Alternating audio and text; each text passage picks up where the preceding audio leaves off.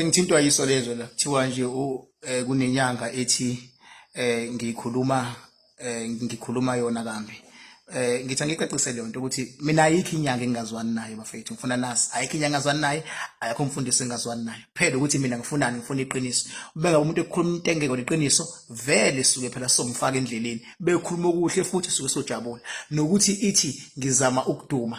Mina kade ngaduma mina ngisase workshop eThekwini, uyabona kusafika yena uKhehlelezi adlula ngibuke, kudlula oBhebs bodumo badlule babuke mina. Ngizwe emchunu, waye kade ungizwe emchunu ebuka mina lapha yako workshop eThekwini, yabo into ekade yaduma mina, yabo. So njengamanje ngithi mina bazobona nje abantu uma ngabe bethenga iso lezwe la kusasa, njengoba kuyisonto kusasa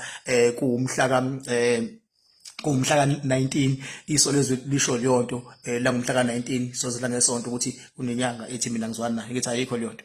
Mina ngibhizi kabi manje, ngibhizi ngento zikaMakhanda oil, umcimbi kaMakhanda oil ozoba ngomhla ka-1 April. La ngi-expecte abantu abazosuka all over, ngoba sithi igceke lakho akuqine lona, masekuqina wena akuqinisa igceke lakho kuqine wena, asifune bathakathi abohlukumeza umuntu. So konke lokho sobe sikhuluma umhla ka-1 la enumber 44 of Irish Road eHirali, isemzini wami ke lokho lapho, uyabo. So nje abantu abangizela nendaba abangangiphazamisi, mina ngibhizi kakhulu ngomcimbi kaMakhanda oil okuyi-product esibasiza kakhulu abantu esizokwenza umhla ka-1 April. Thank you so much. Bye bye.